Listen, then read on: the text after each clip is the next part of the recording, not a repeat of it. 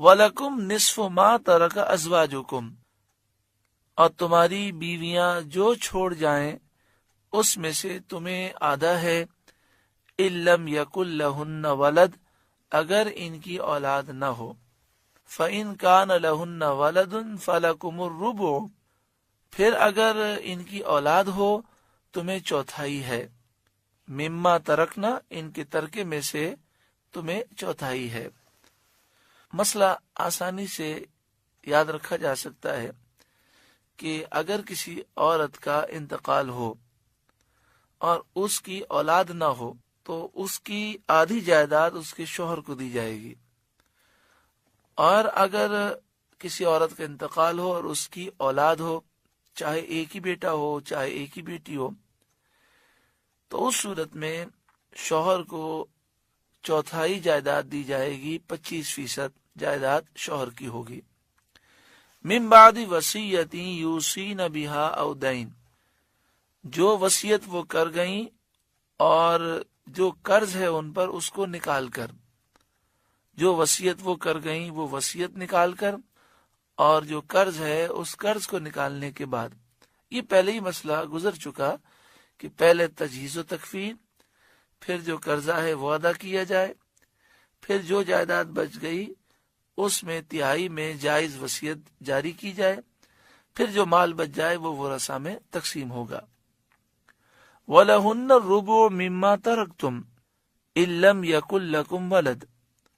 اور تمہارے ترکے میں عورتوں کا چوتھائی ہے اگر تمہارے اولاد نہ ہو، یعنی اگر کسی مرد کا انتقال ہو اور اس کی اولاد نہ ہو تو اس کی بیوہ کو 25% جائیداد دی جائے گی۔ اگر اس نے ایک سے زائد شادیاں کی ہیں، مثلا اس کی 2 بیویاں ہیں یا 3 ہیں یا 4 ہیں، تو بھی کل جائیداد کا 25% ان میں برابر برابر تقسیم کر دیا جائے گا، اور اگر ایک ہی بیوی ہے تو 25% جائیداد ساری اسے دے دی جائے گی۔ فَإِن كَانَ لَكُمْ وَلَدٌ فَلَهُنَّ الثُّمُنُ مِمَّا تَرَكْتُمْ، پھر اگر تمہارے اولاد ہو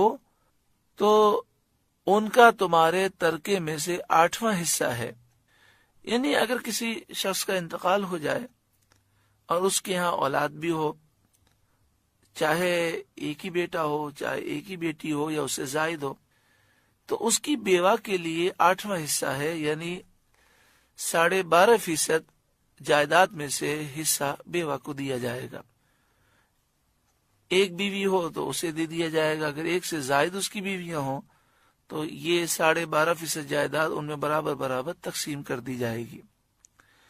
مما ترکتم من بعد وصیت توصون بہا او دین، جو وصیت تم کر جاؤ وہ نکال کر اور قرض نکال کر،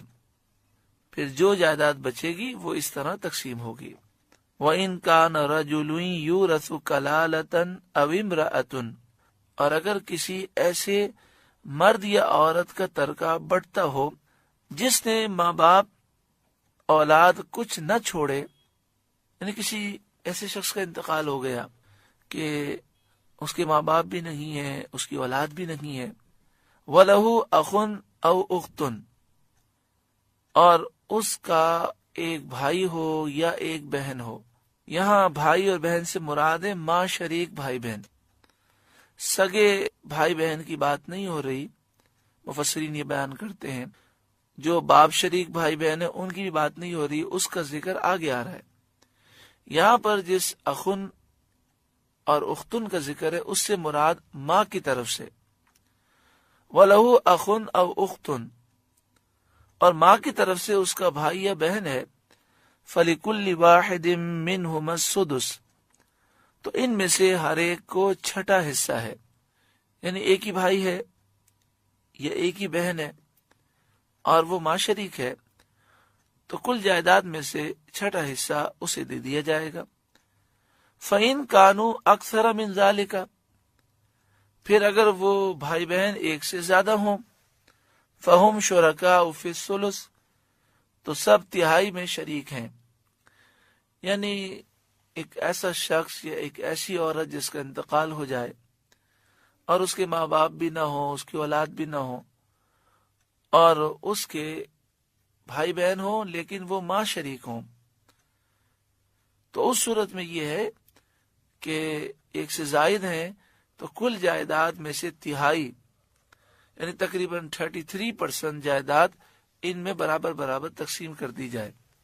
یہاں جتنا حصہ بھائی کو ملے گا اتنا ہی بہن کو ملے گا اور برابر برابر تقسیم ہوگی. من بعد وصیت یوصی بہا او دین،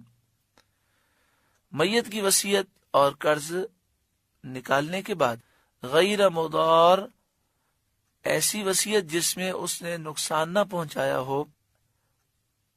یعنی ناجائز وصیت کی بات نہیں ہے، جو جائز وصیت ہے اس کو پورا کیا جائے گا.